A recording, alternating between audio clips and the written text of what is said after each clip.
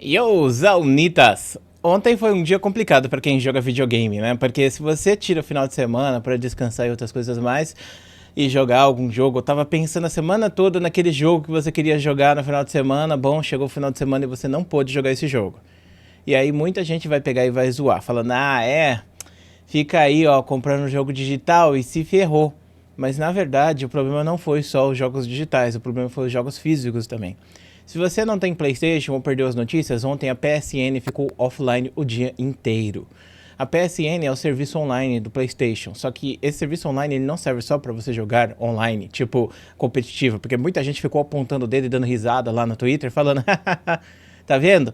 Só os jogadores que gostam de jogar competitivo, entre aspas, estavam se ferrando. Na verdade, não. Na verdade, vários jogos, como por exemplo Kingdom Come Deliverance 2, que é o lançamento do mês e que inclusive muita gente está elogiando bastante, ele precisava de validação online para ser jogado. E como a PSN estava offline, você não conseguia jogar o Kingdom Come. Então, é um baita do RPGzão, você tá lá jogando o jogo e aí de repente fica offline a PSN durante um dia inteiro. E você com vontade de jogar o jogo e você não pode porque a PSN está offline. E como eu disse, imagina, você tem a semana toda de trabalho, aí chega justamente sábado e domingo, os dias que você pode descansar e jogar um joguinho, ou continuar, ou até mesmo experimentar pela primeira vez aquele Kingdom Come que saiu na semana e você não pôde jogar, mas viu todo mundo comentando, e você não pôde. Por quê? Porque o jogo precisava de validação online. Há 10 anos atrás, as pessoas falavam que online sempre, né, era uma coisa ruim. Tipo, vários jogos estavam vindo com essas coisas, né, de você ter que estar online 24 horas por dia para você conseguir jogar jogo XYZ. Naquela época é até engraçado, porque a própria Sony, sim, a Sony do PlayStation, ela falou que o PlayStation 4 não iria precisar de validações online. Por quê? Porque o Xbox One, ele veio com a necessidade de ter validação online sempre para você jogar. Ou seja, se você tivesse sem internet, você não conseguiria jogar os jogos do Xbox One. Isso gerou muita polêmica naquela época e até mesmo o cara que estava por trás do Xbox 360, o cara que, tipo, criou isso tudo, ele foi demitido da empresa por causa dessa ideia de validação online, para você ter ideia. E o PlayStation 4 foi um baita de um sucesso, pensando, obviamente, nos jogadores que iam jogar os seus jogos físicos e outras coisas mais. E hoje a gente vê que a Sony está fazendo exatamente o contrário do que ela falou ou fez durante a geração do PlayStation 4. O PlayStation 5 é praticamente o Xbox One que a galera reclamou naquela época. Mas hoje em dia o online está mais aceito e as pessoas têm comprado mais jogo online do que têm comprado jogo físico, se você for ver. Tem até alguns casos, por exemplo, de jogos físicos que você compra e você recebe uma caixinha vazia com um código para você colocar e simplesmente baixar o jogo todo. Ou algum jogo que vem com um CD que simplesmente está ali para rodar um launcher. E aí esse launcher vai baixar o jogo. Cara, é um mercenarismo absurdo das empresas, né? Para não fazer duas mídias ou três mídias que nem era na época do PlayStation 1, né? Mas de qualquer maneira, isso está gerando uma situação muito, mas muito desconfortável para os jogadores. Por quê? Porque, como eu disse, você depende 100% desses serviços estarem online para você conseguir jogar. E a tendência é que esses serviços eles parem de funcionar. O serviço do Xbox 360 parou de funcionar, do PlayStation 3 parou de funcionar, do Wii U parou de funcionar, do 3DS parou de funcionar.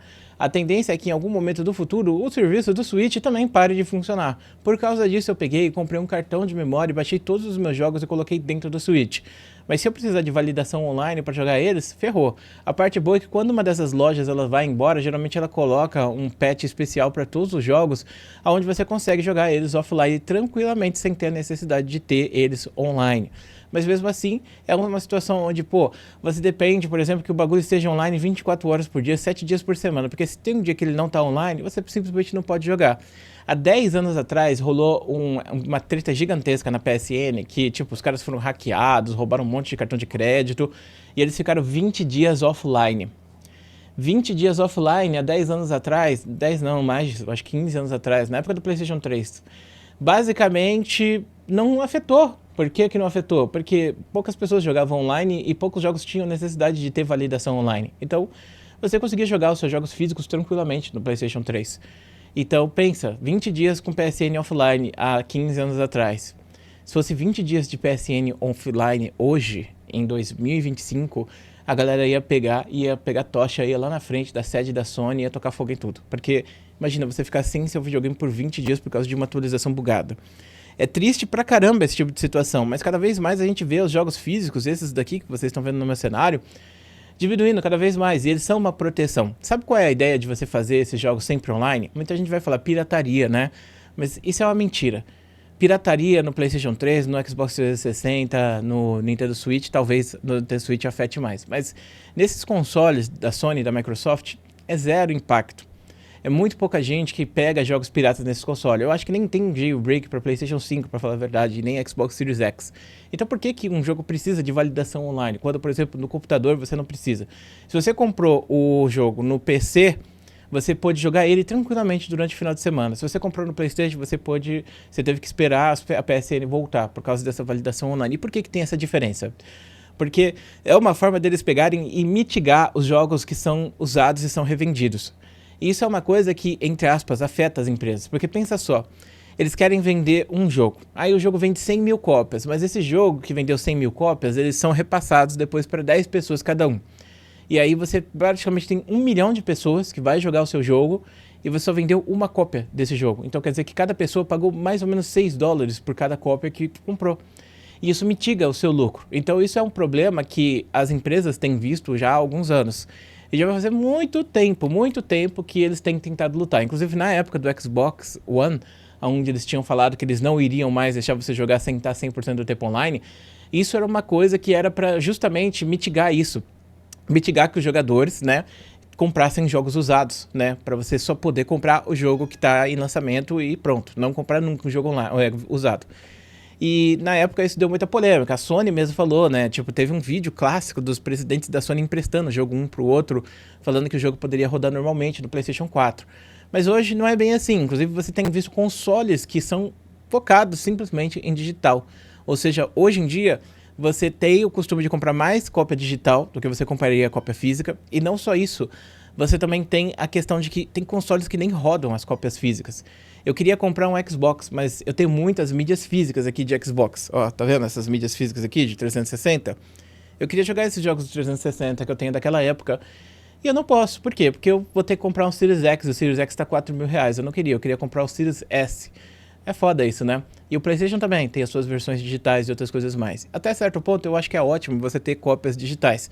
Mas nada supera essas cópias aqui físicas. Inclusive, é até triste, porque a ideia do digital era ser mais barato do que a cópia física, porque o cara não tem que imprimir caixa, nem fazer mídia e outras coisas mais. Mas os caras são tão mercenários que você encontra jogo de $79 e esse jogo é só mídia digital. Não faz sentido. Inclusive, é até engraçado, porque no caso da Nintendo, esses jogos aqui eu pago 250 em cada um deles, geralmente lançamento, por causa que eu pego essas promoções que vão saindo nos sites de Mercado Livre, Shopee. Então eu acho que não tem nenhum jogo que eu tenha pagado mais de R$300 de Switch. O jogo mais barato foi 200, o jogo mais caro foi 250. E eu já comprei o Mario Jamboree, o Zelda, eu comprei todos esses jogos no lançamento praticamente. Tipo, tive que esperar 1 ou 2 semanas pra comprar, mas tudo bem. E, bom, na loja lá da Nintendo tá 299, vai subir para 350. Parece que a única empresa que realmente respeita seu bolso em relação às cópias digitais é a Valve. Porque você entra na Steam, você vê um jogo que tá na Steam, por exemplo, eu queria comprar o Space Marine no PlayStation. O Space Marine tá caro no PlayStation. Na Steam eu paguei R$150. Dificilmente eu pagaria isso, eu pagaria o dobro pra ter esse jogo no PlayStation.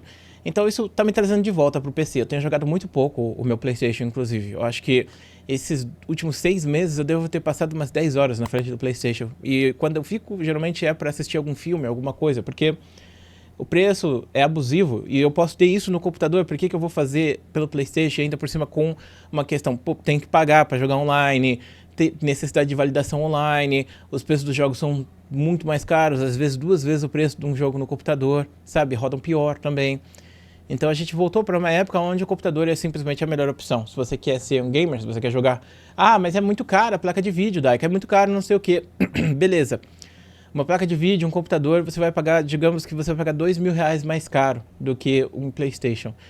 Pagando o dobro do preço nos jogos, que nem foi o caso do Space Marine, por exemplo, em quanto tempo eu economizei o dinheiro que eu gastei nos jogos aqui que eu teria pago no PlayStation, sabe? E fora que muita gente fala, é muito caro. Não é muito caro se você não pesquisar.